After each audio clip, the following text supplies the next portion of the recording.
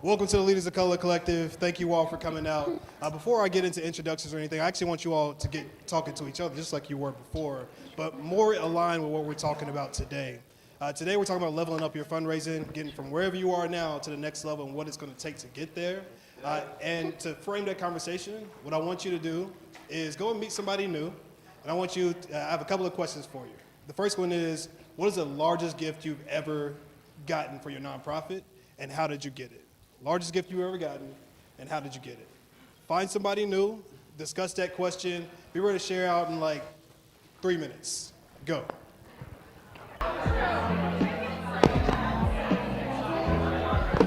We'll bring it back in 5, 4, 3, 2, and 1. Finish that sentence, but not your paragraph.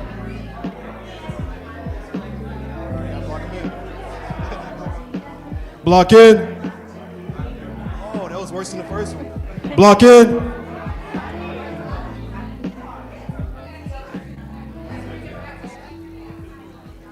I'm not going to clap. I'm not doing it. Block in. Do we have any brave folks to share out? What was the biggest gift you all ever got, and how did you get it?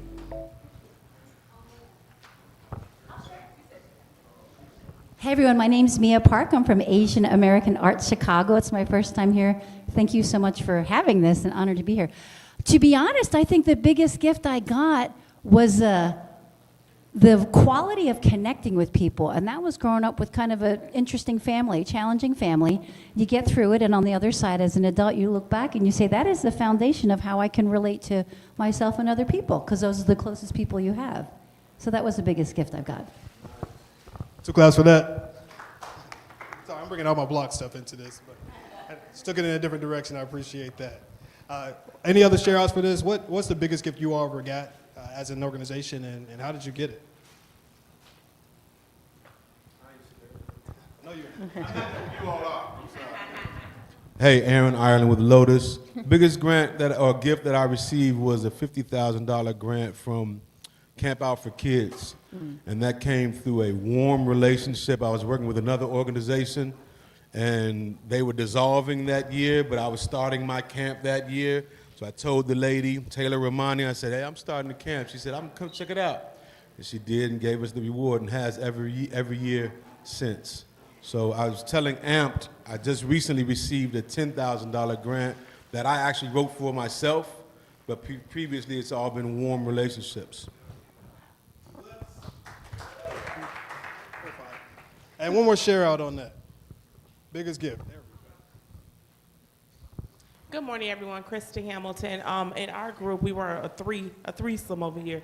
I think we had a gift of $1 million from a family that was connected to our organization.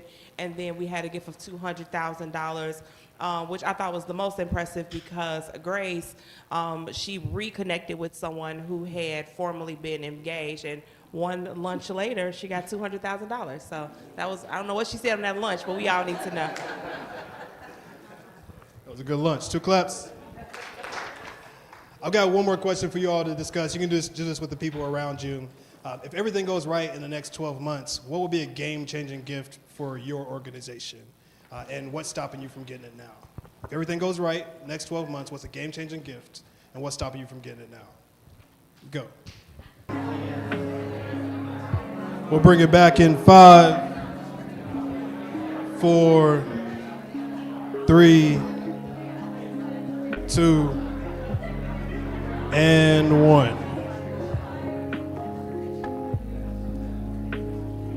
All right, we'll go 2 share outs on this. What's a game-changing gift? What's stopping you from getting it?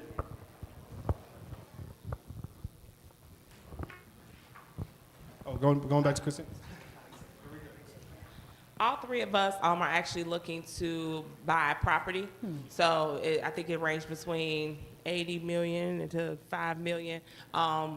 We don't know what's stopping us from getting it, so. But that's what we need. That's what we need right now. We don't know what's stopping us from getting it, and that's what we're here for. I love it. 2 claps. All right, one more share out on this question.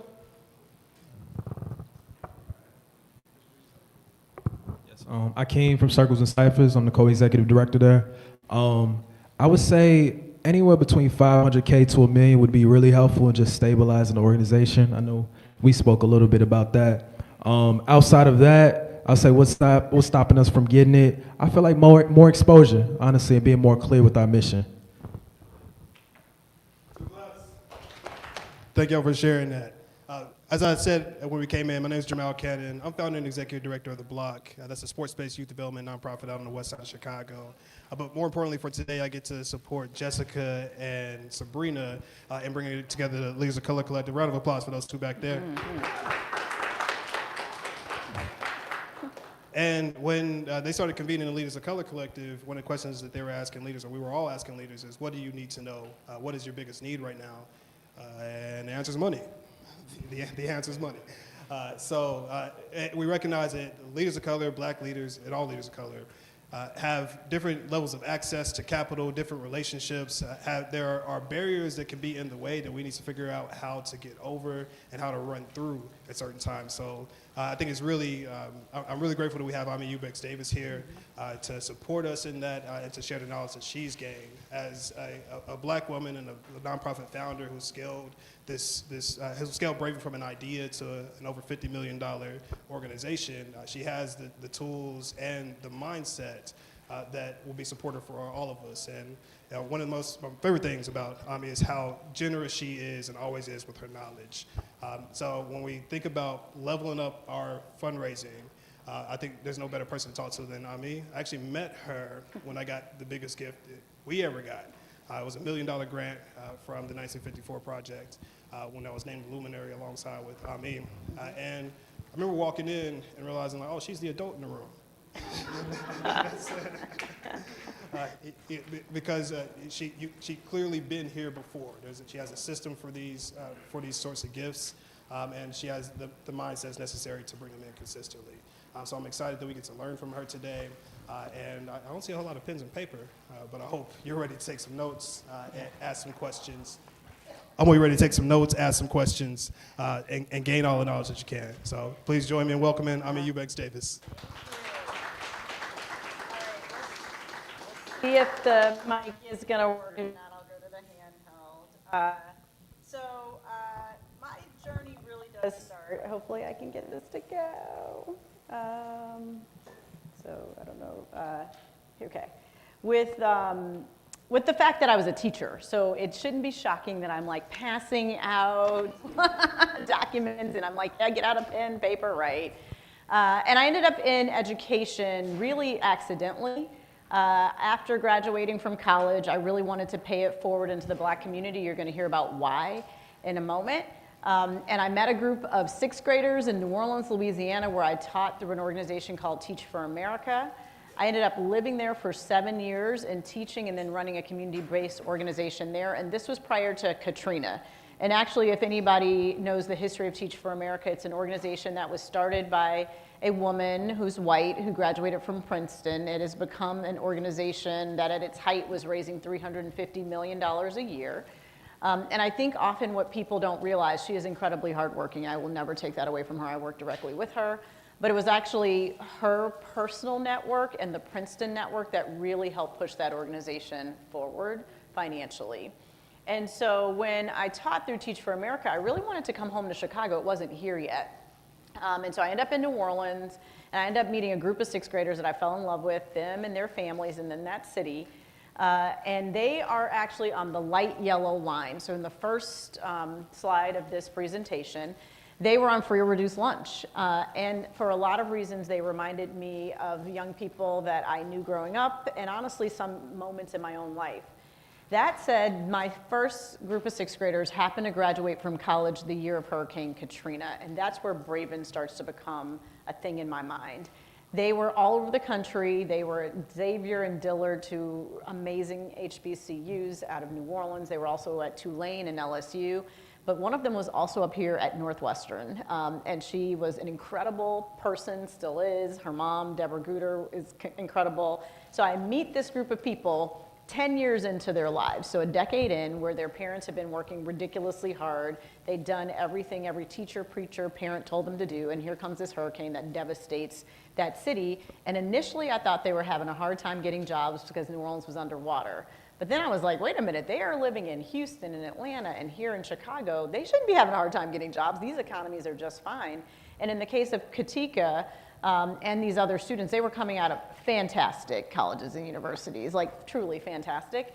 And it was that a recruiter at Northwestern for Teach for America, who worked next door to me at that time, because I was then leading all the people work at Teach for America, all the diversity, equity, and inclusion work, all the public affairs work. Her name was Laura Nally, came in my office and said, hey, I've been on the campus, I met your former student, because I was like, hey, I'd really love for you to sit down with her, and I think she'd be a great core member. And she comes in and says, I met her, she's amazing, she's not gonna get into Teach for America. And that's actually what started me to be like, I can't even process that. We're now 2 decades in, she's done everything right. Why? How is it possible that she might not come over the bar? The bar for Teach for America at the time was all about whether or not you had a set of leadership skills and whether or not you could actually demonstrate those and communicate those. And she clearly did, but she also was working a lot of the time at Northwestern along with a lot of my students, and so that leadership didn't look the same. I knew Teach for America was gonna do a lot to rethink the model, and we absolutely did. But that group of students pretty much that we were trying to get into Teach for America, also the investment banks were trying to get them, the law schools were trying to get them, other places that were gonna be strong economic first starts for that student. What we didn't know is that first-gen low-income students on the Pell Grant, whose families are earning $60,000 or more, so again, that light yellow line, come out of undergraduate school almost regardless of where they go to school, earning 66 cents on the dollar to their higher income peers. I can't think of a more unavoidable tragedy, but it is absolutely one. So I grew up here on the south side of the city of Chicago and then in the south suburbs. I was born in Inglewood and then raised in South Shore until my parents took us out to the south suburbs.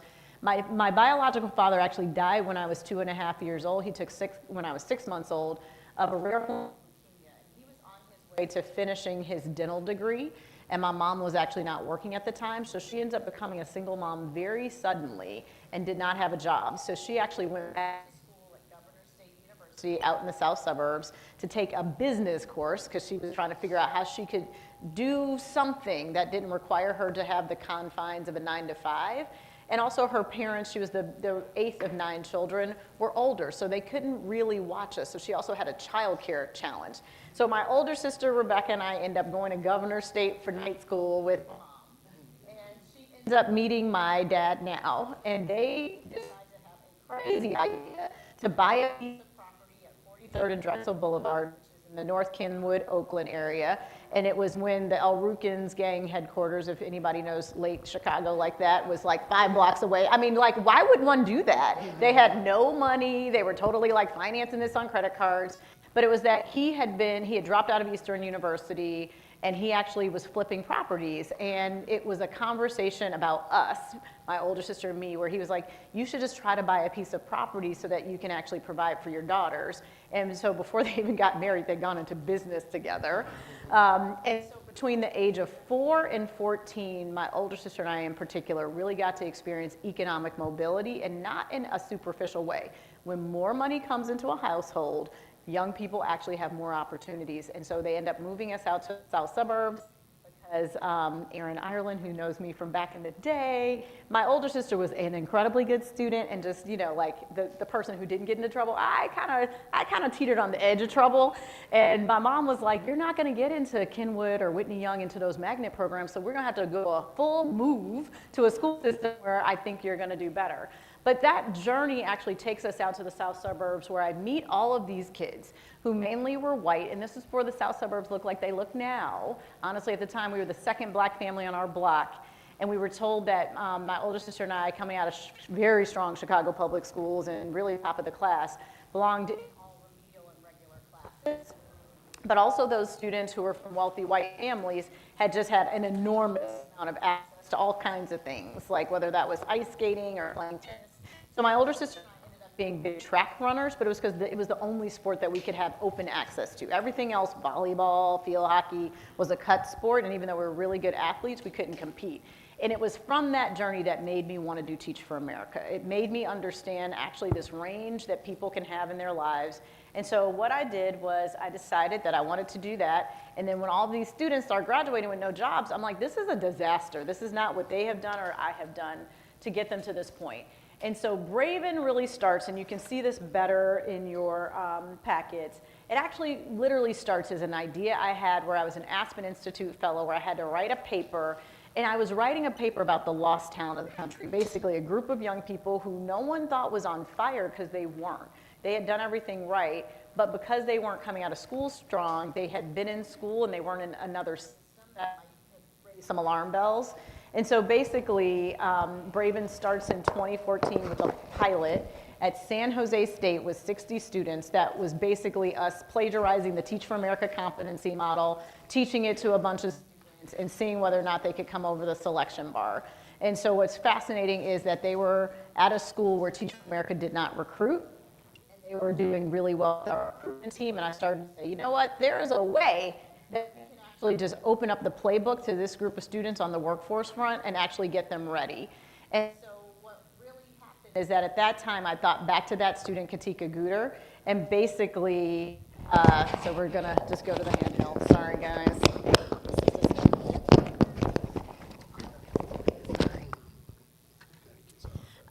And I go back to the world of Katika Guter and really think about how she ends up getting into Teach for America. And it's because I actually said to my younger sister, Adrienne, who's 10 years younger than I, hey, you just came through Teach for America. You're only 2 years older than Katika. You actually have to coach her because I can't ethically do the Teach for America model. Teach for America ends up accepting Katika. She ends up winning one of the highest teaching awards and literally is now a principal in Washington, D.C.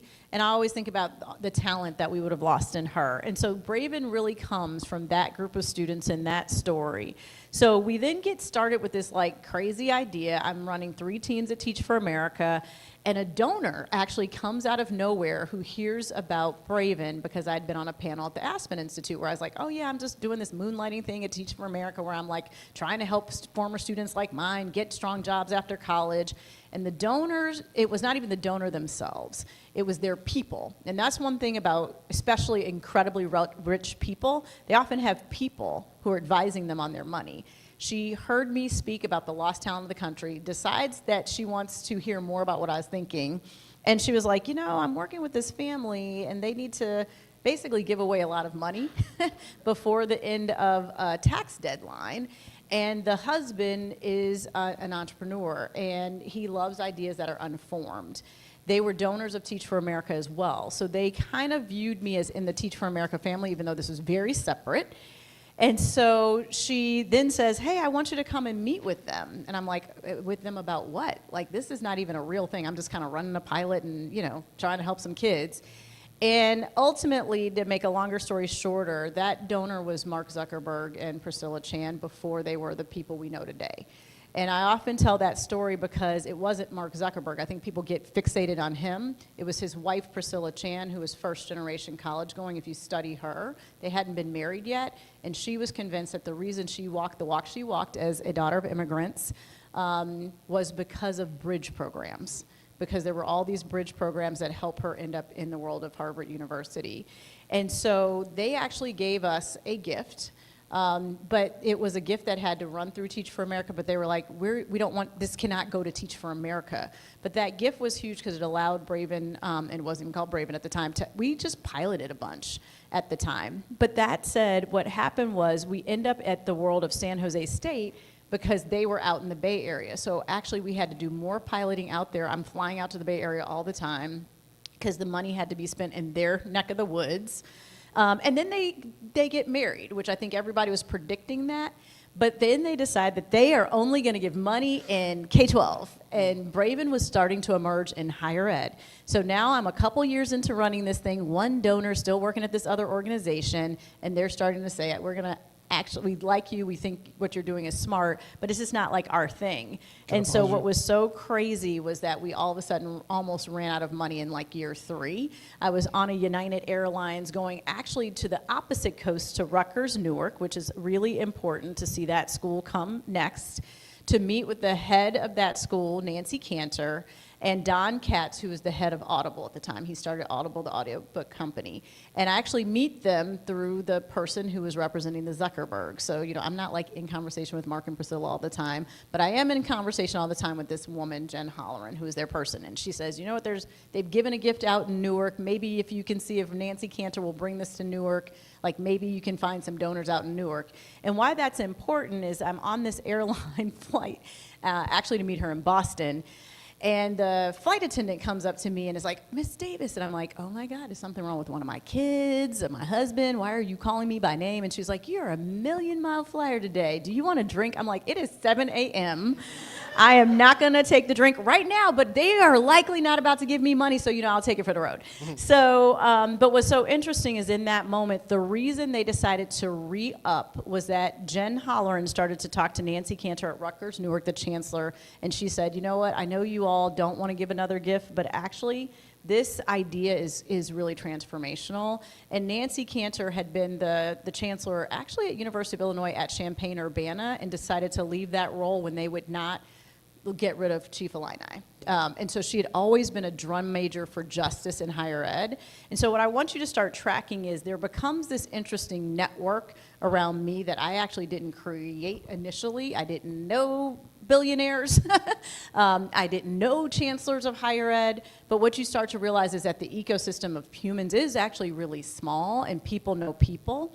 And so then what you see is we are doing all this work, both coasts. Yep. Yeah, I want to jump in for Yeah. a moment because you mentioned this big name as the first connection. Yeah. What must have been true about you in order to make that connection come Yeah. to fruition? I want to make sure I'm being really clear here. Their person heard me speak on a panel. That's how that went down. I knew of her, but I didn't know her. I didn't realize she was listening to me. I would love to be like, it was like planned in some way. It wasn't. But I do think coming out of Teach for America Land, and I've been there for a long time, I learned from Wendy Kopp how important it was whenever you are speaking to be intentional about what you are saying, because you actually never know who is in a room. You never know who is connected to who. And so it is one of those things where it's like, yeah, like it was bonkers when I was walking through the Denver airport and she was like, I want you to come and sit and meet with them. Bonkers, yeah. And then to follow up on that, what has to be true about your preparation to bring that through the Yeah, finish line? sure. So I learned early on, and again, I'm a former teacher, so you see me, I'm passing out stuff. I've thought about what we're going to talk about today. So I started getting the mindset, this is a huge moment. This is so crazy. Who can I bring with me who's going to be credible to them? And there was a woman at the time named Kaya Henderson, who was the chancellor of DC Public Schools, and we were friends. And I was like, hey, Kaya, I have this idea blossoming. What do you think? And she thought it was a good idea. I was like, can you actually come with me to this meeting? And so we went to that meeting. The other thing from a prep standpoint, I'm a mile stalker, guys. I am. I really do mildly stalk people. I have been able to get enough information actually on Priscilla. He was kind of well known, not at the level you would think, even at that point, but she really was not well known. So I really wanted to understand her story more. Who is this woman that he is likely to marry? Because they were not married. And so it was through that prep that I started to understand her story. And so when Kaya and I went to meet with them, I briefed her, here's who Priscilla is, here's who he is, I think he's more obvious. And she was like, I'm locked in. We are going to really talk about her. And we are going to make sure she sees herself in this story. And so the prep that we did for that is the prep I do to this day. So that's how I met her. But what's interesting, and this is how I start to meet Jamiel, is so I'm flying between both coasts all the time. I live here, and there was somebody in the Chicago community that was like, do you know Liz Thompson? I was like, I don't know Liz Thompson. Well, you know her husband, Don Thompson, was the CEO of McDonald's. I was like, I didn't really track that, but yeah, now that I go research him, yes, I know of them. And basically that someone was like, you got to meet her. She's got to hear about this idea. And then this other nonprofit leader who was heading the One Goal organization at the time, she got on her own personal mission to introduce me to Liz Thompson. It was not my mission, it was her mission, because she knew Liz, and this goes again into the world of, this Jen Holloran woman knew the Zuckerbergs, this Sarah Berghorst woman knew Liz, knew the interest of these donors, and she just was like, she's just gonna get this. So I meet Liz, And basically, she's like, this is a tragedy that you are not in Chicago. We are bringing you to Chicago. And it became we, meaning her. Her and her crew were going to bring us to Chicago. And that's how we end up at National Louis University. And what's so crazy is, again, in all of this, like from 2014 at the start, and we're now hitting 2018, Braven was like razor thin from a like, are we going to make this work financially? Because there were no donors in higher education. There were in K-12, they were in college access. There were no donors going from college to career. And so you can see the dial out of then we keep going. You keep seeing these new school partners come on. It all comes from people talking to other people, talking to other people, and then all of a sudden we start getting in the New York market and COVID hits. Wow, so really look at 2020. We are so excited. We're going to New York. You can make it there. You can make it anywhere. And then here comes this pandemic, and on March 12th, 13th, whatever that Friday was when the world shut down, I'm in my home office, and I don't work from home. I always go into an office. And basically, I'm like, wow, it's really hot in here, even though it's really cold outside. Of course, it's March in Chicago. And I like open the window, and I realize I'm having a panic attack. And I don't have panic attacks. Everybody's anxious to some degree, but I'm not an anxious person in that way. And it was because I realized that Braven was going to run out of money in 3 months if we didn't figure out how to motivate a whole lot of donors who I'd never been able to meet. And so it was like crazy. And so all I could think about is how do I start working this network that just back it all the way up, all the way to Jen Holleran. Who can I start pulling on? Because I actually can't physically go out. And one of the women who was in my network happened to be on the board of Spelman College. And Spelman College was at a moment of realizing that they're incredible women. It is the #1 HBCU on the private side. We're actually struggling to get jobs, which I had no idea about. And Mary Schmidt Campbell, the president of Spelman, reaches out to me and says, I'd love a full suite situation with you where every single Spelman woman goes through Braven.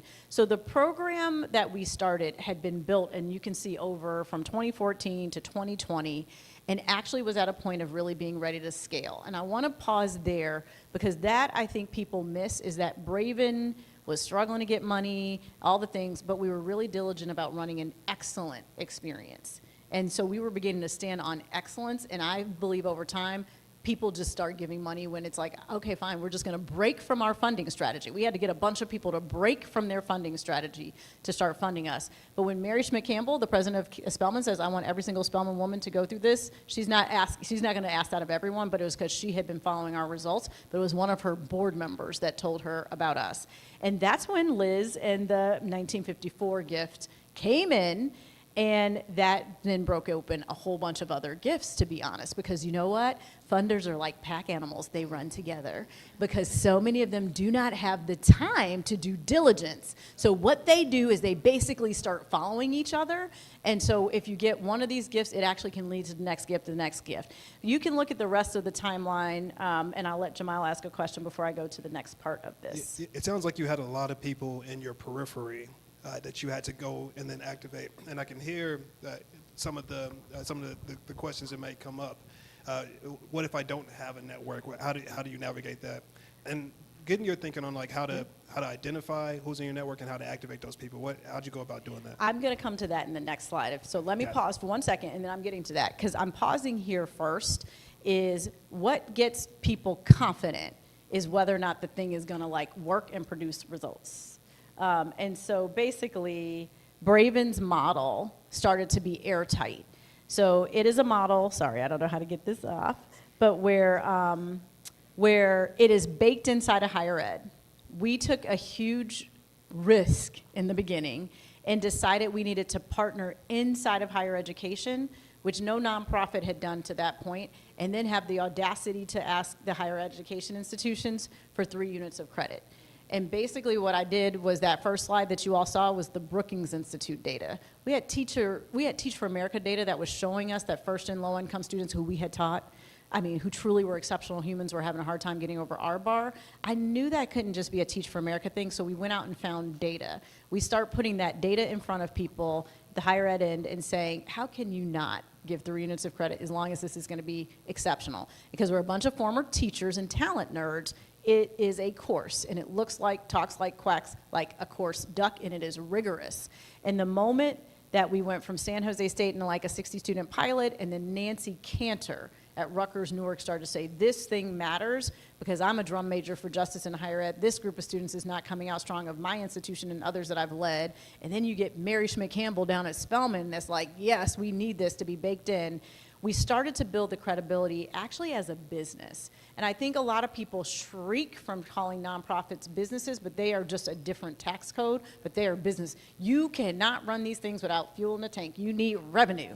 And so that is just the bottom line about it. And I think people don't like to think of it in that way, but then when you're talking to donors, they need to easily see, because many of them have actually started businesses themselves, how does the revenue model of this thing work? And once we got the 3 units of credit at San Jose State, but really from Rutgers Newark, and then here comes Spelman College, like well-respected institution, is like, and I said to Dr. Campbell, I was like, Dr. Campbell, you're probably gonna just hang up on me right now, but it's gotta be credit bearing. And it's got to, these women have to be able to do this in school, not out of school, not after school.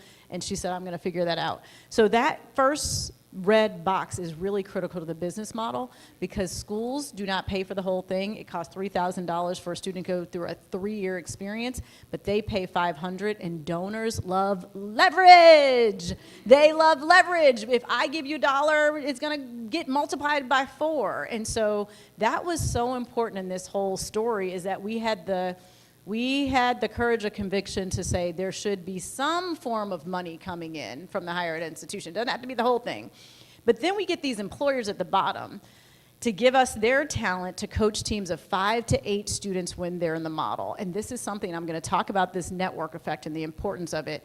I didn't realize how much value we were going to bring into the world of employers. So that was an afterthought. I understood the value we were bringing to students, because that's who I care honestly most about. And I understood the value we were bringing to colleges because it didn't make them look good if their students weren't getting jobs. And so the employer piece starts to become a bigger piece, but I'll talk about that in a second. But then we support students for another 2.5 years till graduation, and we're then data sharing, et cetera. It's a whole infrastructure now, but it literally started off as us teaching the Teach for America competency model to students, watching them be able to come over that model, one school being like, this thing is working, our students are getting jobs, and then all of a sudden here are these other schools. And so why this is important in the world of donors is that they are just constantly trying to like get it in their heads. Like, what is the model of this thing? Why will it work? Why will my dollar matter more here than maybe at another organization? And when you start to, the only way I can put it is you have to hang the picture, especially if you're early on, of what it is likely to be. So I would compare us to Posse, City Year, Teach for America, One Goal, all in the same breath, because I knew they got those models, and I'd be like, here, we're taking this from Posse, this cohort of 5 to 8. We're taking the near peer from City Year. We're taking the discipline of the academic journey from Teach for America. And a lot of donors knew those household names, and they started to say, you know what, I think this thing might work. And so we started to say, we think we can build a bridge between higher education and the world of employers, and now we're at 10 higher education institutions, 80,000 volunteer hours, 75 employer partners. But it started off with one school, San Jose State, was a pilot, then Rutgers Newark for 5 years, and then here comes Liz Thompson, we get into National Louis here, and then really the big breakthrough was Spelman College in Atlanta, Georgia. And so what you're seeing, and this is Jamal's question, is honestly the scaling capital of scaling impact. Is that basically what I started to do was actually say, I gotta just keep bringing certain people in and then asking them who else they know and asking them to justify our work. And so what you see here is there's the Aspen Institute. That's where I was speaking first. That's where the Zuckerbergs first heard about me, or their person heard about me. And then all of a sudden, this Susan and Tom Dunn, you've probably never heard their names before. They're huge donors to charter schools. And Susan Dunn was a former first grade reading teacher, and she had been a reading partner to young people at a charter school in New Jersey, who she followed through college and watched them not get jobs. All of a sudden, she cares about Braven. They've never given $1 in higher ed. And then Rick Braddock at the bottom of the screen, you maybe have never heard of him, but he was on the board of the Aspen Institute. And basically, I will apply for anything, and I will do my diligence to get it, and then write something where it's like, how can you not want us to be a part of it. He was running a fellowship at the Aspen Institute. It was very new. I read about it for for-profit mid-sized companies that want to do good. Does that sound like what I'm doing? No. However, he was going to put mentors with that group of people, and he was like, you know, sure, I guess maybe this could make sense. But actually, the person reading the applications for him was a Teach for America alum whose mom was friends with Liz Thompson. I had no friggin' idea. Eric Levin's mom was friends with Liz Thompson. That application comes in. All of a sudden, Rick Braddock starts taking interest in it. And what's crazy about him is we could not be more different. He's now passed, but is a huge part of the Braven story. We couldn't be more different than each other. The first time I walk into his office in New York, Fox News is playing. That's enough said. And I was like, Fox News. I was like, I don't even understand this right now. But I had researched him to the moon and back, and it turned out that he had taken Priceline public, and he had been the CEO of Citi, and he was just leaving the CEO-ship of Fresh Direct. And we get into this interesting conversation because he's like, because I'm being advised that I should bring you into this portfolio that makes no sense. But what happened was he also was connected to some charter schools and also knew that they were struggling with students getting over the line out of college. And even more important, he had gone to Dartmouth. And he had tried to give Dartmouth a ton of money to do something like Braven because he felt like Dartmouth students weren't coming out as strong as they should be in the labor market. So he took a very interesting interest in Braven, but he kept saying, you know what, you don't understand, these employers are going to benefit a bunch, and that's how you're going to end up having the majority of your revenue. And so he ends up becoming a huge character in this whole thing. But I say that I think it is important to know how you can retain who you are and be who you are. It was never lost on him who I was. But also get advice in from people who know something you don't know. And we are now a 50 million organization, but half of that revenue comes from employer partners, and it is because of him. We never thought to ask employers for money until Rick Braddock came into our world.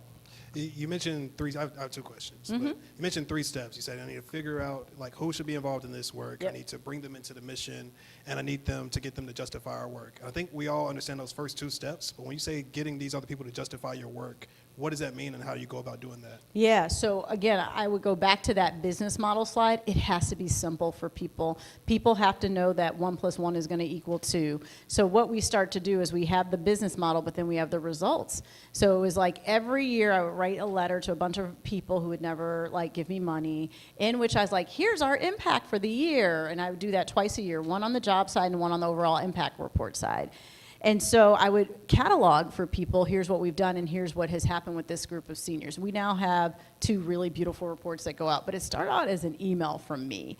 And what happens is when that goes out and Susan Dunn intercepts it, she starts to say to John Cozy, her friend, who's also a big donor friend of hers, hey, look at this letter, look at what they're doing at Braven. And that's actually getting people to justify your work by being strategic about communications. And so what is so crazy to me about that is when you see the Charles and Lynn Schusterman Foundation at the bottom, there was a woman, she's still there now, named Julie, who kept telling me she wouldn't give us any money, and I sent one of those letters out, and I'll never forget, we were in a co-working space. I had gone from quitting my job at Teach for America to doing this thing where my husband was like, you carry the benefits, what are you doing? And I'm literally having a moment where I'm like, did I just send my family into a financial spiral? I emailed this impact thing. Julie is reading it. She might not tell me she's reading it, and literally 2 weeks later, $100,000 shows up from the Schusterman Family Foundation. Yeah, I mean, they end up over time giving us millions of dollars, but it was that she was reading what I was writing, and that's validation too. So you got the Dunns all of a sudden in the mix, you have Liz in the mix, you have these people who are talking to people, and then when the email comes out, they're forwarding to people. And so the network just keeps growing. But because I'm a student of these places, Draper Richards Kaplan down at the bottom, that's actually a West Coast foundation for early stage nonprofits. But if you can get into their portfolio, it sends up a flag to donors this is a good investment. New Profit, I literally will race out of here at 11:15, if not before, because they asked me to get on a donor call for them as they're rebuilding their donor portfolio. A bunch of billionaires will be on the call. The only answer to that question is yes. I can be on the moon, and yes, I will call into your call.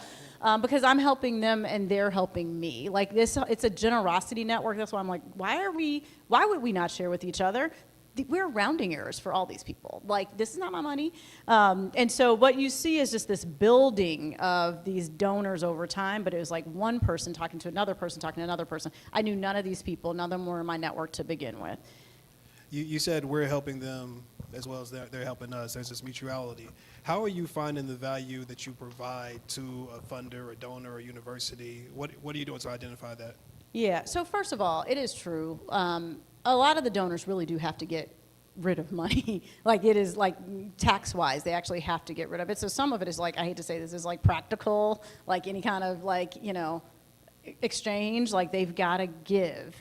And so you're helping them. And then what I think I've realized over time they're most nervous about is feeling like their money didn't make an impact. And people, I don't care, you know, what your income level is, people want to know that they've done good, that they've done good for the world. So you're helping with that. The other thing I will say over time, when you are not, like, I'm generous for a bunch of reasons, because I literally can't get my head around why one wouldn't be now that I understand the amounts of money out there in the world.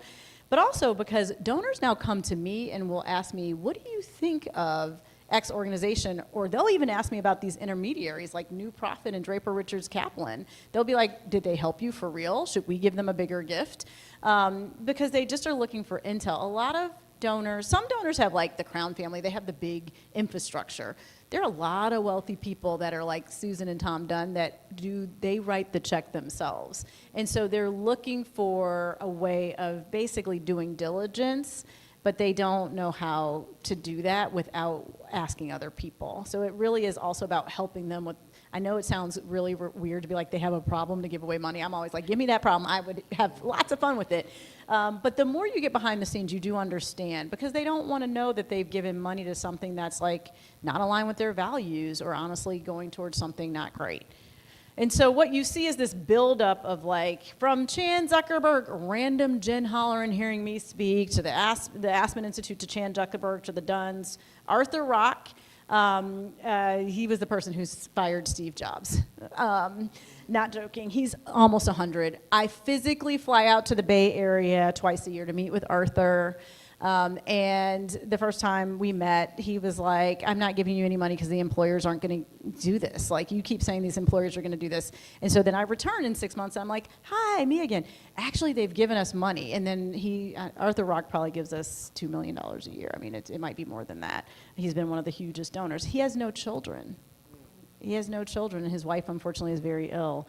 And so that's another person where they are looking to give. And you know what? The Rock Center at Harvard is named after him. I mean, Harvard can only get so much money from him. And so New Profit is another mezzanine funder. It's out in Boston, but they do everything. But then you see us go into these other foundations, and I'm going to call out actually the McKinsey Scott gift, because I think it goes a little bit into this world of diligence. You know, she just kind of, it's like, surprise, no strings attached. Here's, you know, $11 million. We were like, oh my God, that's amazing. But one of the things you realize is that she's when I say she, it's really her people are connected to the New Profits, to the Draper Richards Kaplans, because with her giving, which I think hopefully she'll continue to do what she's doing because it is easier for all of us, there have been some bumps in the road. There have been times when money has gone to places that weren't what they thought. And that is why, again, the network, people validating your work, becomes important to donors. So then I win the McNulty Prize, which is actually attached to the Aspen Institute, which was great. But I start to say, can we win the Audacious Prize? And I don't know how many people are familiar with Audacious. It's a part of TED. And we start to do diligence. And basically we apply. It's like thousands of applicants. And if you can get to the top 10, you can end up with an outsized donation. We don't end up getting into the finals. And as we start to research, it turns out that that group of donors is very internationally focused. They love climate, which is not bad. If they're going to do something in the U.S., it's usually medical research based, maybe something like homelessness, but they really don't do U.S. based education. So lots of things that are not going to work for Braven. So I then am like, okay, I'm just not, we're just not going to do this. It's too much time. Because once you hit a process like a new profit process, an audacious process, the diligence on the organization, on the business side, we're talking like a year long. We're talking consultants, all in your books, talking to your team. It is not any longer actually about you. It's about what you have built, and is this thing real? So it was a team member of mine named Alina Yang, because by the way, my team has got everybody on Google Alert. I mean, it's kind of crazy. She started to say, I think this is the year. I think we should go back in for Audacious. And I was like, I don't think so. She was like, I need you to read Chris's book.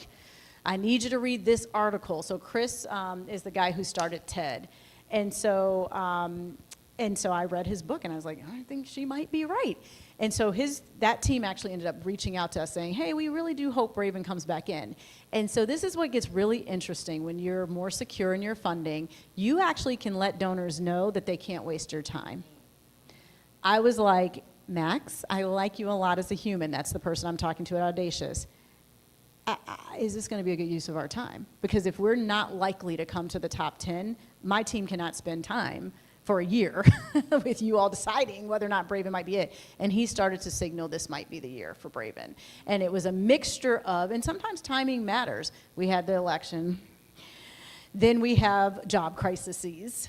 And you have a group of US-based education donors that have started to pull out of K-12 in a way that has actually been a little disturbing, and where you kind of have this interesting collusion of the forces where it's like they needed a US-based nonprofit to invest in this Audacious prize. So we decide to do it. We then go behind the scenes because they say you can't ask the donors to support you, and the donors have to vote. They literally are in this like off on some island. Okay, maybe it's in California in a fancy hotel, but it's true.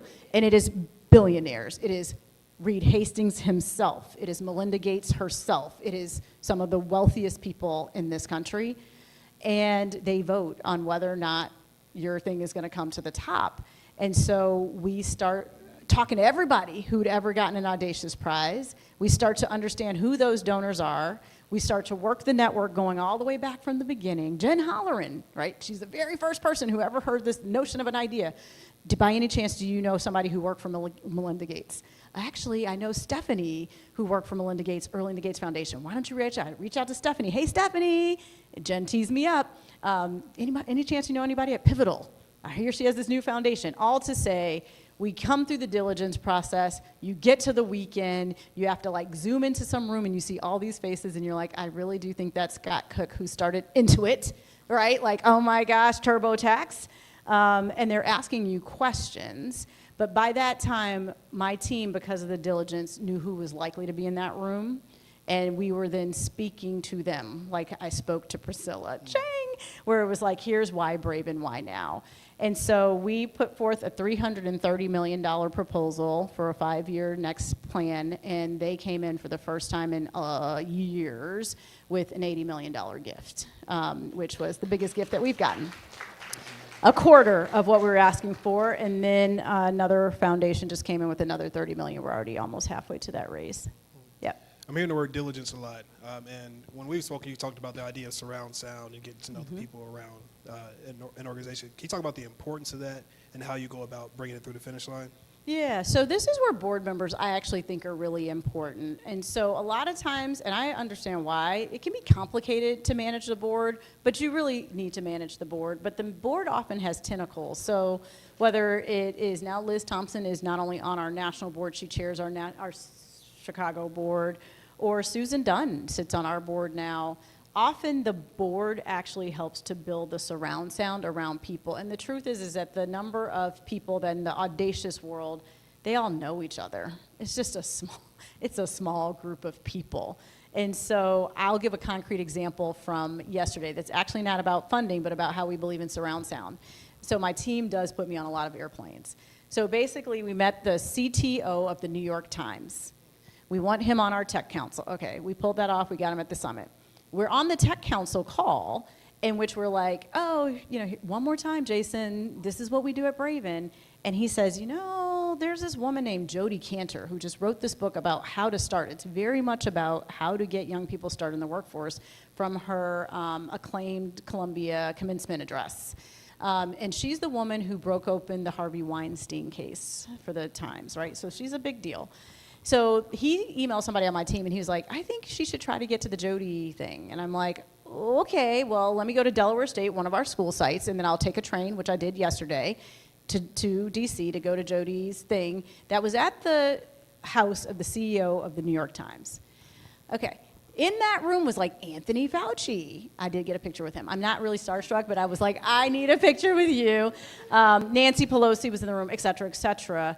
And basically, my team, I understand the assignment. They're like, your one goal is to get to Jody Cantor, get her to sign a book, and ask Jody Cantor if she would not only donate books to Braven students, but ultimately we want her at the summit. But the truth is, we want a New York Times piece. She is my likely, it hasn't happened yet, so hopefully, you know, at some point in time, you'll see the New York Times piece. I will guarantee you if it happens, it goes through Jody Cantor. But it was started with Jason Sobel, and then my team picking it up, and then them like researching who this Jody Cantor was, making me watch the Columbia video, et cetera, et cetera. And we do that for every donor, every employer partner, any New York Times columnist we're trying to get to. So it is, but I take it back to teaching. Right? As a teacher, you prep, you prepare, you take your students seriously because they should be taken seriously, and I think that ends up netting out well. But it's a team of people. The board is important.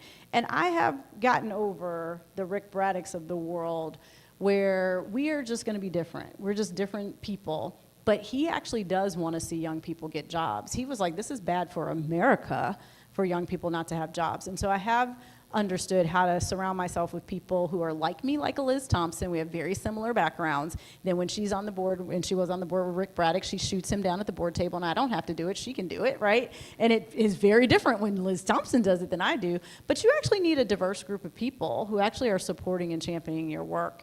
I also will say this is very different. I know I'm sitting in Chicago. This number is now 17,000 as of this week, and we will at least double. Yeah. But I will say the other network is actually if you have organizations that you partner with across the country, our expansion recently into Texas is on purpose. We actually did need Beyond Spelman, which is in a red-ish state. It's a private school, so it's different. We actually needed to go into a red state. You actually, in some cases, not all, but in our case, we actually are very purple. We do a lot on the Hill. And you just realize that getting students jobs is getting students jobs. It's bipartisan. But actually, the map in and of itself has been important because people have to see yourself in the work. And so fundraising as a black woman, sometimes it is this, like, you know, the gifts aren't working, but it is like truly like shaking your head, and sometimes it's like crying, like, you know, people are complicated at best. But fundraising a black woman is exhausting but exhilarating. Like all of a sudden you're like, okay, I'm gonna make this happen. Because for me, it goes all the way back to Katika Guter and that group of students. I wake up every morning for them. I'm like, it is a tragedy for this nation to not see that talent emerge and do whatever they want to do. But I also have realized how important, and this is what Jamal is really getting at, and you can read, that's why I printed this out, like, here's our development overview. You see the word game plan in here, the 2026 game plan. Like, we are very serious about the pipelines and the goals that need to align, and also I have a team. It's not just me, and there are people who do things far better than I do on the team in various different domains. And you have to be comfortable as a leader with that. Like sometimes I think people as leaders can get a little insecure if you have somebody who's also a star. I'm like, bring me the stars. I'm building the championship dynasty, right? We all know of the Bulls from the 90s. Yes, Jordan was important, but it was everybody else too. And so that's how I view this, is really much so of a team sport. I'm just one part of the team. And then what you see here is the core development messages. Like, again, when you're dealing in the world of really high net worth people, what is the message? How? What? Our now? Why? Why is this urgent today versus tomorrow? And the other thing that I'll say is you have to go and sit down in people's faces. I always say to my team, if you're not sitting in somebody's face asking for money, someone else is, and they're getting it. So you cannot fundraise from your office. You have to be out.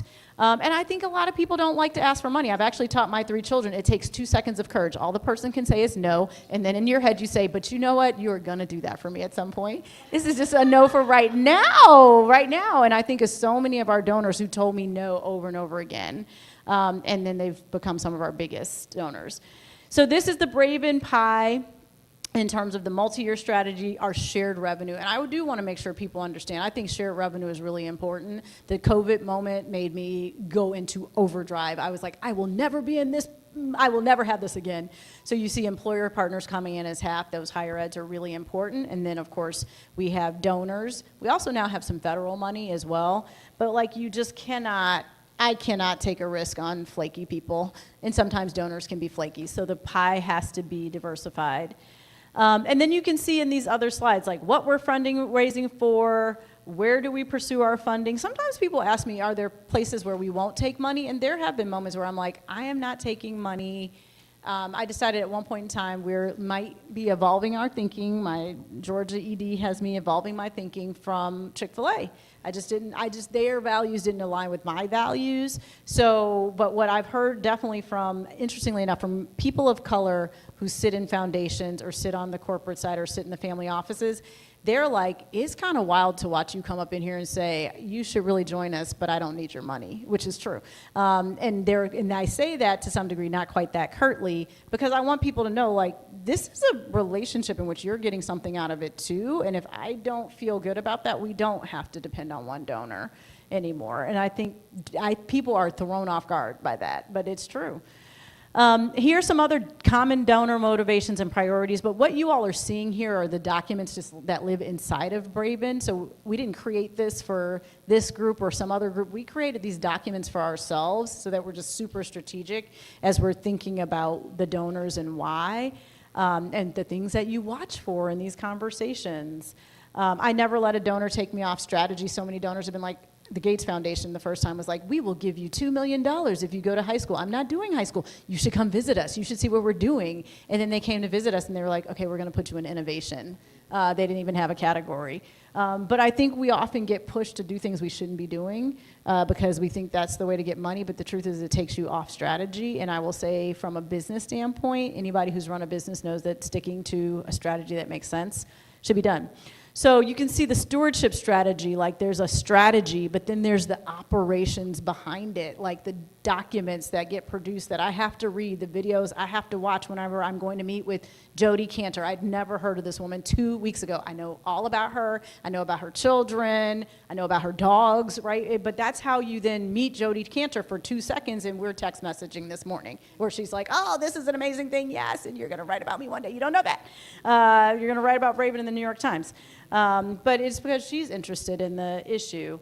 So what you see here is our fundraising goals for this year, which concludes for us on June 30th. The truth is we've been 100% fundraised for this year for a long time now. We are now, we're excited. We're over 80%. These are old numbers, and we're more than 25% fundraised for 3 years out. The COVID moment. I will not ever live that moment again. I just can't. So we fundraise 3 years out. And so we're 25% to 28.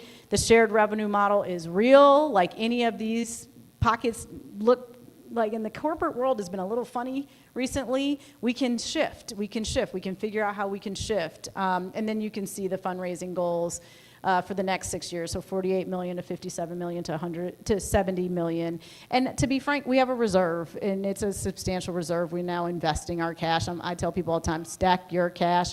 We bring in at least $1 million a year from the dividends from what we're doing, and I just sort of a quasi endowment that doesn't have any like weird strings attached.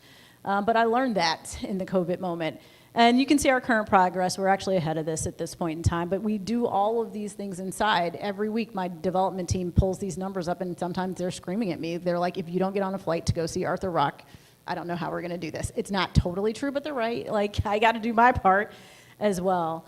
And then the core values are Braven's core values, and I think every organization hopefully has them. I never do anything on the development side that is not within our core values or something that makes me not feel good about myself and what we're doing. And I often am looking for funders to be aligned with these values. And so proving the possible, none of my gifts are working, that's okay, but this is like the amazing gymnast. And then it's also like embrace the journey. I love Abbott Elementary.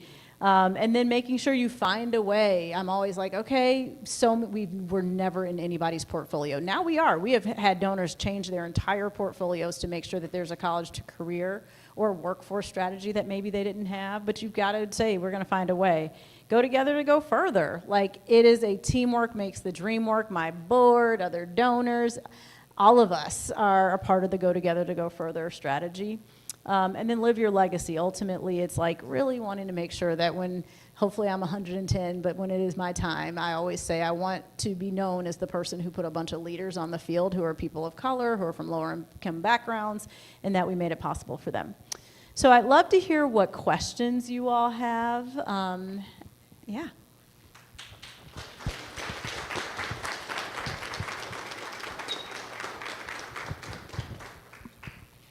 I just have a question in regards to small organizations with very limited capacity, and donors being fickle, in my experience, feels like an understatement. Yeah. And when I look at return on investment and our mission and what we do, we're a free community-based music school in the Lawndale area, works well for grants, right?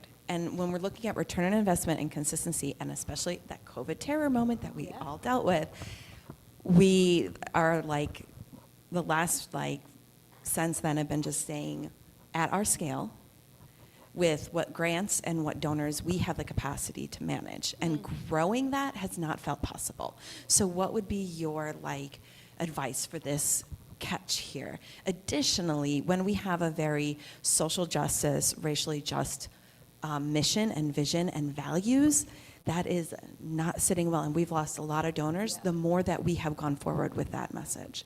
So what would be your advice in that area?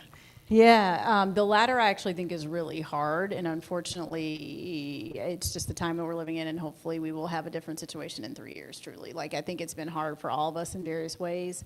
Also, on the donor front, I don't know if everyone realizes not only the pressure by this administration, but actually the fines on their money if it's going in certain directions is real. So I think sometimes it's people are just not committed. Well, there's some of that, but it's literally also a legal financial matter for some of them where they're like, we just cannot be in the courts.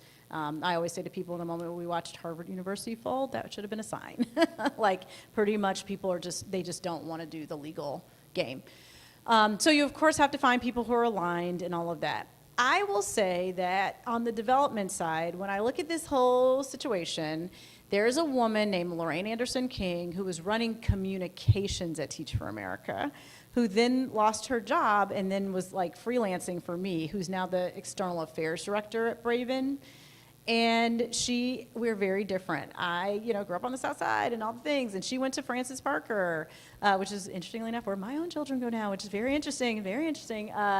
But we're very different, and when we walk into rooms, you know what? There are some people who connect with her and don't connect with me, and I'm actually totally fine with that, and she is too.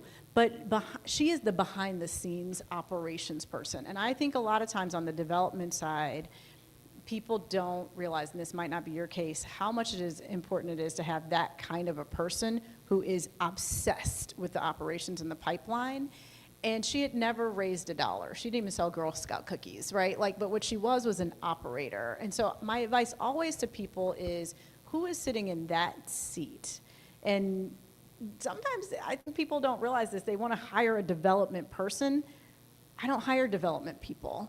I hire organized people. I hire people that are semi like me, maybe worse, people who stalk people, who research people. I hired that person for our development team. Our new head of development, because Lorraine oversees the whole thing, is a woman named Becca. She's a black woman. She went to University of Chicago, grew up in Kansas, from a low-income background. She's a communications person. Communications people often are very exacting. They're very much so studiers of people. And so what I've seen over time is I think there is real limits for sure, but often it's the organization behind that falls apart. We constantly are emailing people thanking them. We're constantly sending out these 2 reports, and that's all Lorraine. She was like, we're going to be really disciplined. And then there's this other woman, Sheila, who grew up in the restaurant business. She was first in college going out of Newark, New Jersey, and she was like, yeah, I scrub plates and greeted people, and we're hospitality all the time at Braven. And between the two of them, I just think they've been dogged, even with me, about, nope, we're doing this, and we're going to thank people for this, and we're going to do this. And often it's that brings in the money, but you have to have the right person who's really following that. And it started off with one person in Lorraine. So I don't want you to get overwhelmed by, even our development team right now on the national side, it's 3 people. Yeah, it's the systems that we use Salesforce and stuff, but they're just, yeah. If I can follow up on Yeah. that, what would you say to some of these orgs that are single shop in the development department? Where should they be focusing their time to get to the next level in fundraising? I can't express enough. Hopefully that person who is your development person is extraordinary. And I think that a 24-year-old can be extraordinary. Some people don't think that. It's about how that person wakes up in the morning. Are they organized? Are they, excited about their job? And so I don't know. Like, I always never know the talent around people, but, when Braven started, it was like, 5 of us or whatever. But I kept trying to bring the most incredible people I could get or contract them to begin with. And, yeah, you've sat on calls with my team. They're a pretty phenomenal bunch, yeah. Hi, I was hoping you would share a little bit more about your donor stalking tactics. Yeah, I will say, the internet, AI, it's gotten easier. It really has. So the stalking is that we really do read a lot at Braven, and it's not just me. Like I said, a lot of people have people on Google Alerts, et cetera. But what you see here is like this whole pipeline strategy. It's like, who are your current donors? Whenever I go sit with a donor, including the foundation world, by the way, I will ask them, who else is giving in this space? Who else do you know? Will you actually make that introduction? And then Lorraine, and again, this is when she was on contract, will write the email that I then do the entry to and the exit from. Like, you have to have the system. And so that's how we go about it. We use Google. We will use Razor's Edge, which is sometimes a funding tool where we go research people's homes and how much they have. You can, interestingly enough, we spend a lot of time on other, like-ish, there's nothing quite like Braven website. So, again, I knew people at Teach for America or City or other people here. I will go look at your website and be like, I'm just curious. This person is at the $10,000 level. Can you give me an introduction? I'd appreciate that. And then if somebody asks me to do the same thing, I do. But it's a lot of time is spent on the research and then the trying to get to people. I hope that helps, but it really is just this constant. I mean, right now, probably while I've been with you all, between Sheila and Lorraine, I probably am like 20 text messages deep on what is going on with somebody in the world that they feel like we should just know about. But it's not just me, and we actually talk a lot to the Braven team overall, like, please pay attention. Let us know if we should be watching something or someone closer. There are a lot of wealthy women on the way. There's a huge transfer of wealth that is happening, and interestingly enough, it will be more women inheriting some of that money, which I actually think will help in some of the worlds of equity. So they follow rich families and their children. Yeah, we start looking at, well, who's coming up next? They're not gonna not have money. They're not, and I would argue, and this goes back to this question, I also think we're about to see a generation of donors who is more social justice oriented just in general, which will be good, but they just aren't quite yet of being the principal. But they're coming, yeah. That surround sound idea is something I got from you as well. And even just yesterday, I had a show with my assistant. I was going to a meeting. I said, hey, I need to know what high school he went to. Oh, yeah. What was he doing before this? What neighborhood is he from in Chicago? Like, all those pieces come into play. And if you go to this slide, there's like the whole processing strategy, the operations, how we cultivate, each region. Again, a lot of people know each other from other places. Like Mary Schmidt Campbell, the president of Spelman, introduced me to some of her donors. She was like, they're going to give Spelman money, but they also should give Braven money. So, yeah. Question. Can you talk about your starting lineup in your team, like the 91, 96 Bulls? Like, who are, like, in terms of roles, we heard you talk about communications and that fine line of having powerhouse development folks, but who's your right and left hand, and how should we think about that? Yeah, so I've also decided to keep Braven flat. So we started, 13 years ago. We now have close to 300 staff members. I manage like 15 people. It's a little crazy. But that's on purpose, because if you go back to the map, every single one of those regions has an executive director on the ground. I'm actually not that interesting in New York City. Kelsey Panzori, who grew up in New York, she's a daughter of the city.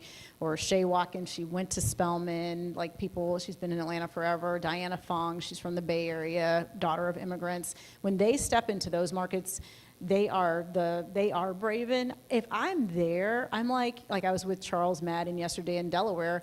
It's like I'm just sitting there as window dressing, and at some point to like validate whatever he's saying, or to be like, oh, and by the way, this, you should be doing this here because this is what they're doing in New York or Newark or whatever. So the starting lineup, I would say, also involves, in our case, because we're a national nonprofit, these executive directors on the ground who are fantastic. And I basically hire them saying, I can't babysit you, so you're going to really need to run your show. Here are your goals, and they have big goals, and they're really pretty good. Another piece of the Braven puzzle at this point at our size, so it hasn't always been theirs. I have a chief of staff named Janice. She's not here today, but she was with me on the road yesterday. She's like my body double. She went to Clark. We don't look exactly alike, but there are moments when people mistake us, and I don't care. I'm like, whatever, you can think, okay, black girl, woman, okay, great. Because she will like speak on behalf of Braven and say, hey, yeah, we hope you'll give that gift, or, oh, I'm following up with this person. And she actually helps to manage the internal team, but she does go out on the road too, and people know when she's there representing me, and that's helped a lot with my capacity. And then the other person, and I would I can't, it's hard for me to say who's one, two. I don't think of it, I really do think of it as like, Scottie Pippen, and like you gotta have all the people. This Lorraine Anderson King, I just do think is one of the people, but also the roles I think people often overlook.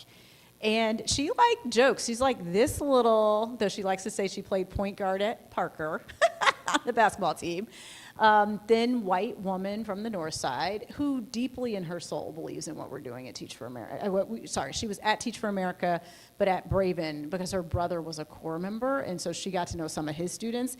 And she's like rides hard for Braven, but people often don't know who she is. She is the magic behind the scenes because she's just an A-type personality, and she's super organized, and she has level 10 anxiety. Like she's like, the reports that you were supposed to send out have not gone out, and it is an hour late, and you're like, oh my God, Lorraine, you're gonna kill me. But she's watching constantly. She's watching these pipelines constantly, and she tells her team all the time, what's going on with, Bezos just gave $100 million to the Robin Hood Foundation for preschool. We get some money from this, not that much. So then we're like, oh, clearly they are giving a lot of money away right now. So she oversees communications, development, policy at this point, and she's been overseeing higher education partners. We now just brought in someone, though, who's a former provost, because I haven't gotten into the craziness of higher ed. That's its own behemoth. And she's amazing, but none of us came out of higher ed. So we had to bring in someone who comes out of higher ed to talk to the higher ed partners. But that's kind of the big crew. There's also a tech team, a product team, and all that to make sure the business side is going well. But yeah. Other questions? So my question was, first of all, my dad was in the first class at Parker. Oh, I don't know if you know that. Yep, back in 50, that. whatever. Yeah. But when I'm writing these grants, I'm thinking about KPIs, right? Yes. And some of the things that we are measuring have not been realized yet. Mm-hmm. So do I lean into the current, how do you navigate that space also? Yeah. And Badia LaGuardia is at Emory now. Do you know that provost? Oh, yes, She's that's provost. amazing. Love Padilla. Oh, my gosh. So, yeah, we didn't have outcomes for 3 years because we're dealing with sophomores, juniors, transfer juniors. So we had leading indicators. And basically, I early on had this guy who was our head of strategy and really data. He was fantastic, one-man show. And I always like to tell people like the times when my vote lost inside of Braven. John was like, we're going to have one goal at Braven. It is going to get these students out with strong first jobs or into grad school. That's it. And I was like, no, we should have like 10 metrics. He was like, no, we will have one metric like Posse. So Posse for a long time has had one metric. It's like 90%, 92% of their posses come out of college on time.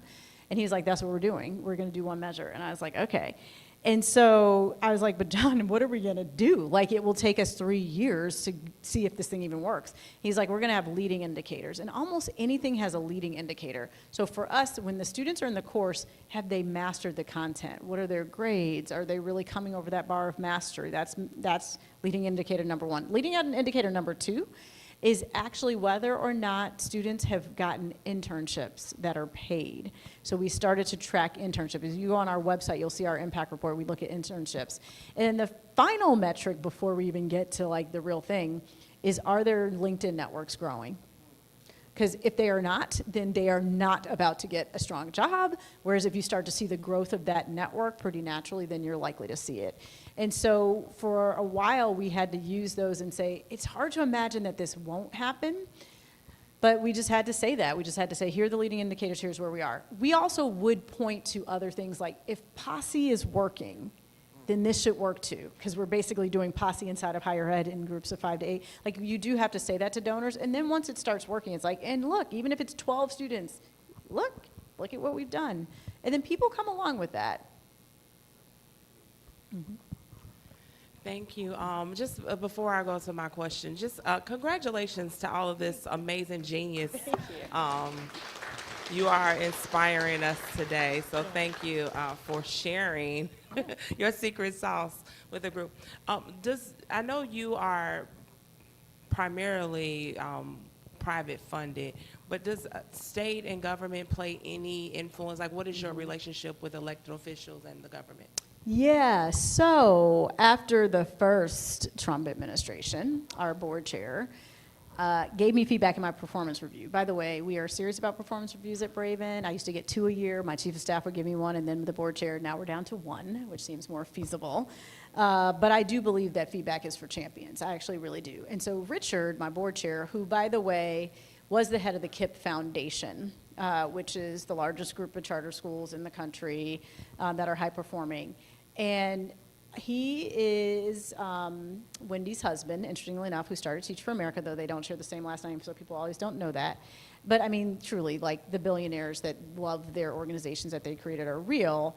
And the reason this is important is because Richard is his own magnet. There are people who just love him. And so I'm now lost your question. What was your question again? Government, right. Here we go. Okay, so this is a Richard thing. Richard and KIPP broke open public funding for charter schools. People don't always know that on the Hill. So after the first Trump administration, where I was like, what are we gonna do? Because we were thinking maybe there could be some Title III or Title V funding. He was like, yeah, sorry, put on your big girl pants and you will actually go to the Hill, because you never know where there could be strange bedfellows. And so he was like, I actually think you should bring on a policy person. So we did bring on a policy person, a woman named Shannon, who worked for a Republican governor. And we started to see, can we actually get any movement? Interestingly enough, we did. And then the change of administrations, which was fine. Then we got more movement actually with the Biden administration, where our Rutgers Newark site almost got $1 million. And then here comes the Trump administration, and then they don't like higher ed, so then that got shut down. But he was like, well, then move to the states. So we started to test state strategies. So we are just at the beginning of this, but we just got 250 from Illinois. We got another 250 out of New Jersey, and it looks like we'll get like $500,000 out of California.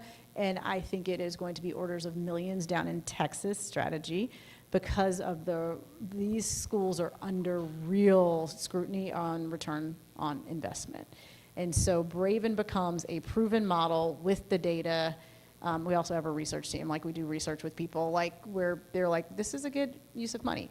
I still don't, it will be interesting to see how much of our money becomes public funded, but it's just gonna go into the pie. What I'd like to do is cut the donor part in half.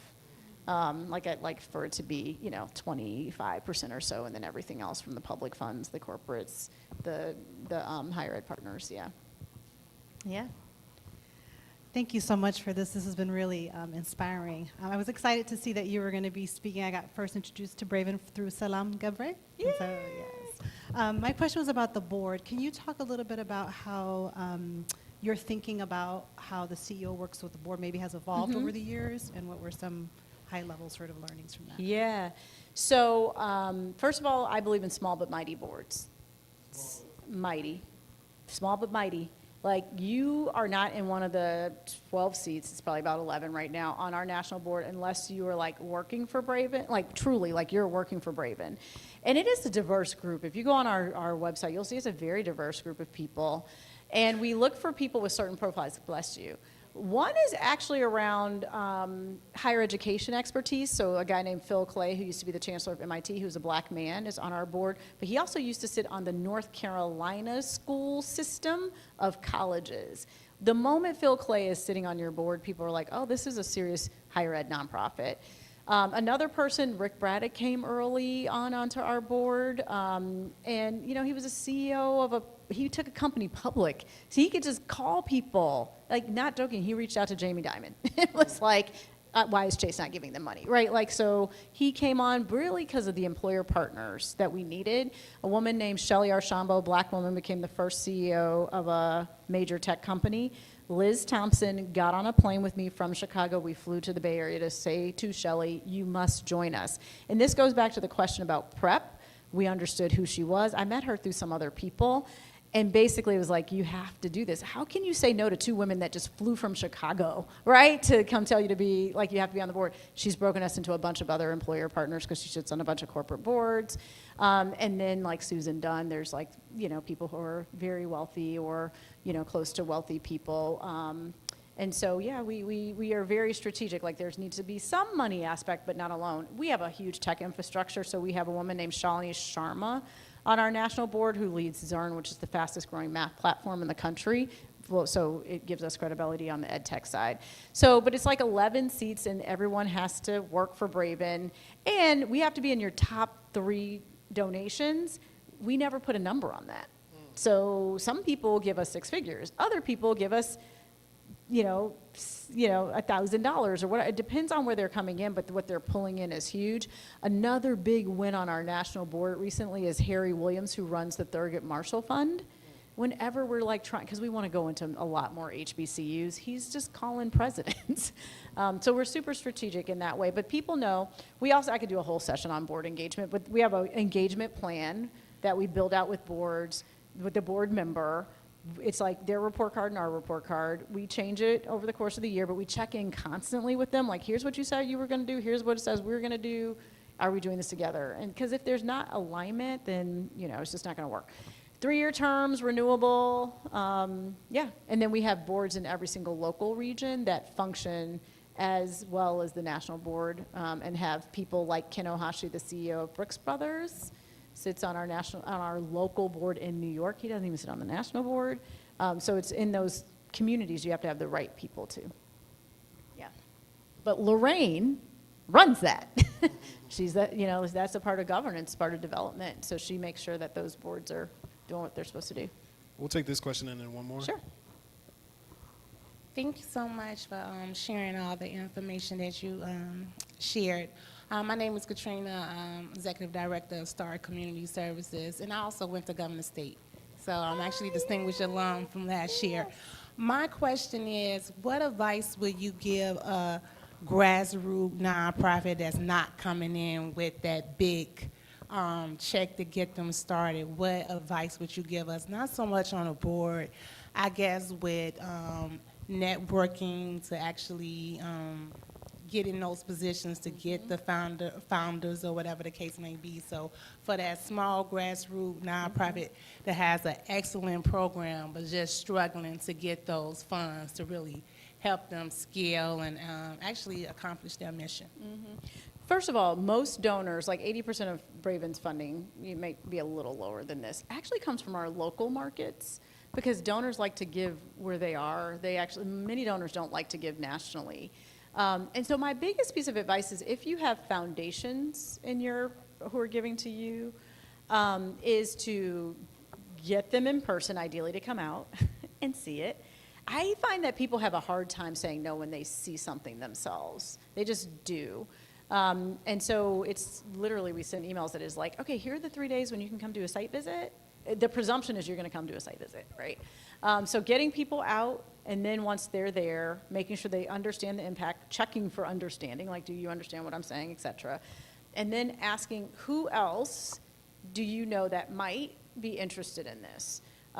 Because the donors, including here in Chicago, do kind of run together around elementary education or middle school programs or college access. They are kind of all in a pod.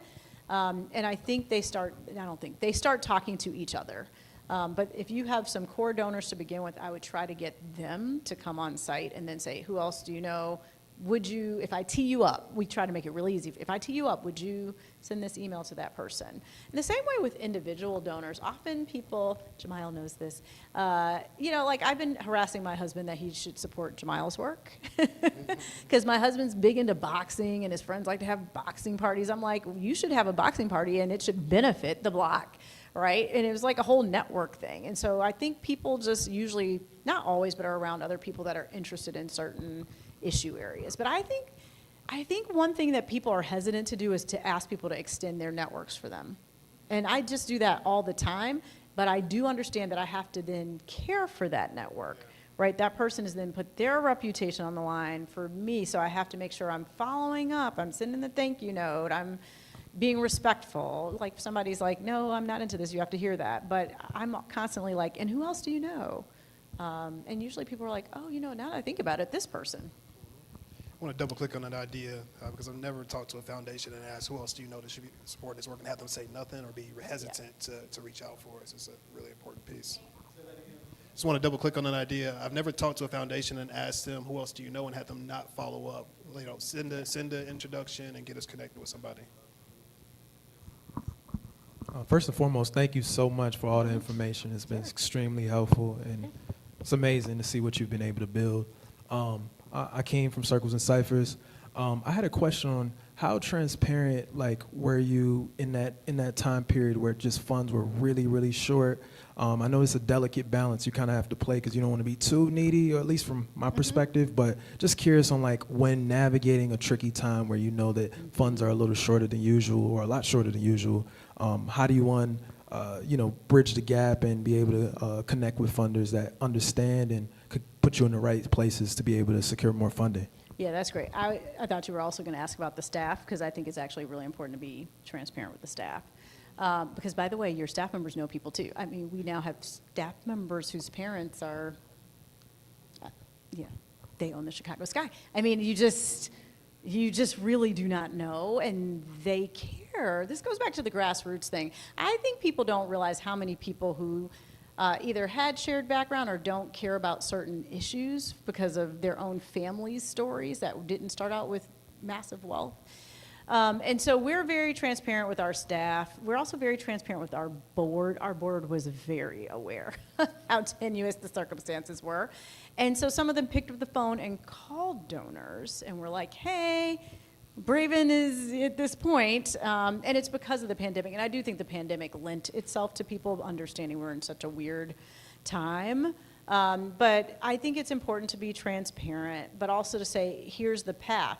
I think we can, if you all come in at this amount, I think this person will come in at this amount, so where they can see it's not like just it's a non-recoverable situation. I think donors are actually very understanding that sometimes it's just a bad time for whatever. Could be the moment that we're in on the, the social justice pieces. Like there are different things that will make a donor step up if they feel like they can do it without having other massive liabilities. But again, I keep coming back to trying to get people out. Because then when they see who is benefiting, they see the results, it's hard to unsee that and not say I should try to be helpful. Yeah. Can I get a 30-second answer on this last sure. question?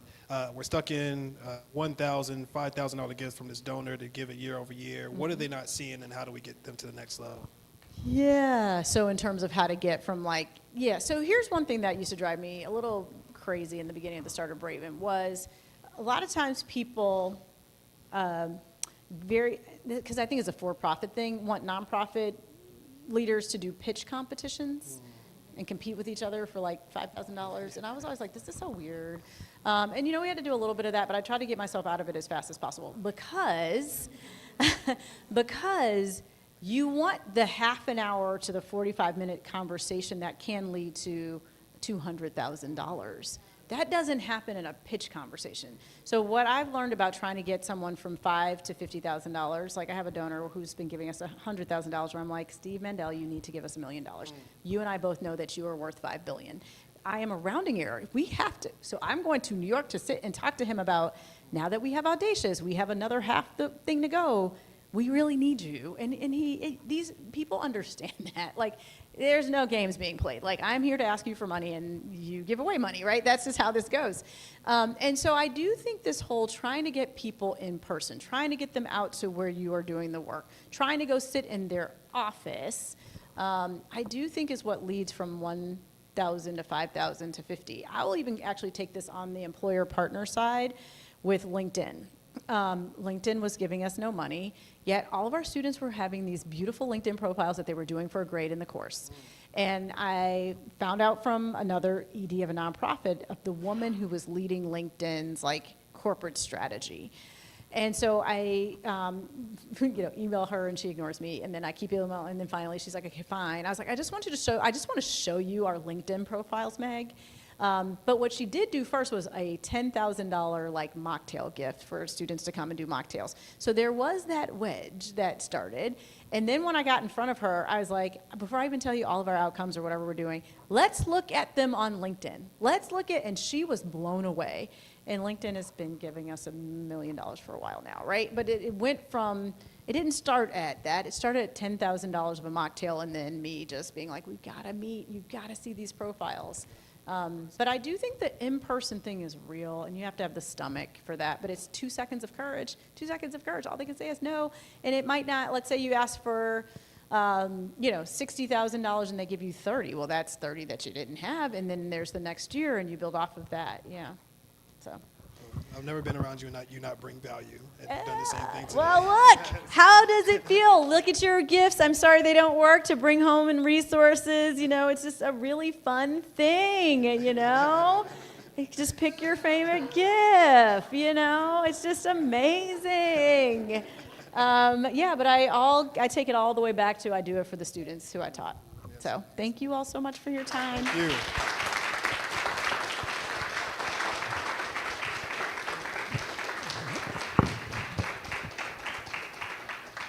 I want to make sure we have some time to synthesize, so we just got a lot of information.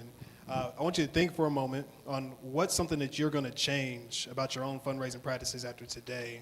Think about that for a second, and then be ready to discuss in, let's say, 10 seconds.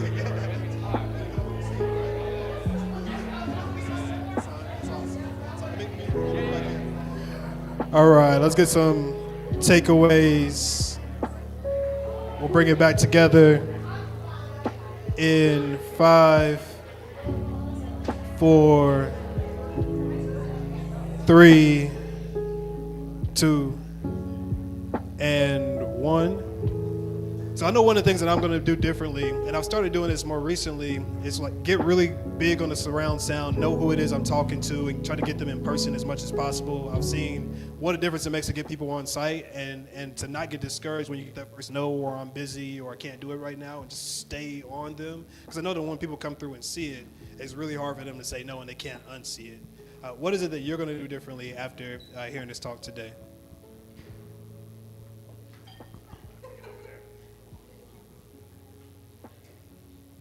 I'm going to focus on the board engagement piece. I loved how she talked about, they were so intentional about what the board members are going to be doing, what they're going to be doing as an organization. They constantly follow up on that and make sure they're aligned. So I think that has the potential to unlock lots of things in terms of development. Absolutely. Thank you for sharing that. I'm just gonna build up that courage to ask. Like you said, hey, if they say no, they say no. They say yes, they say yes. So just go ahead and do what I'm supposed to do as executive director. Ask for the money. That's right. What else we got?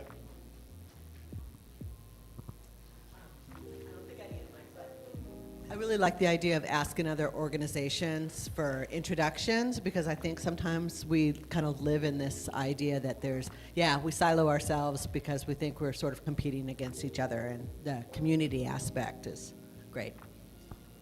Let's take one more share out. I'll give you some work to do. In addition to further activating the board, I'm looking forward to pivoting and activating non-board champions. Yeah, when she said basically getting them to advocate for you, getting them to leverage, using them as leverage for your mission, I think that's such a really important point. So many people are excited to talk about the work that you do and making that easy for them only makes your life easier in the future.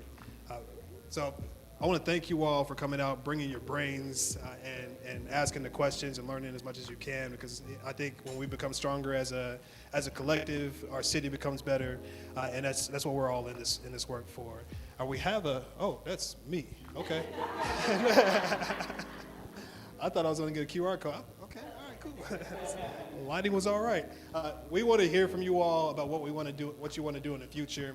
What is it you want to see? We have a feedback survey right here. We really do listen to this feedback. That's why we came in with Ami today. That's why we've done just flat out social events in the past. But every bit of learning that we want to bring, it has to come from you all so we know what the collective is looking for. Please take a moment. I'm asking you to do that right now. Please take a moment to scan this and complete that feedback survey. Grab some more food when you finish that. And let's go out and implement what we've learned today so that we can leverage all the support that we need to complete our missions. Thank you all.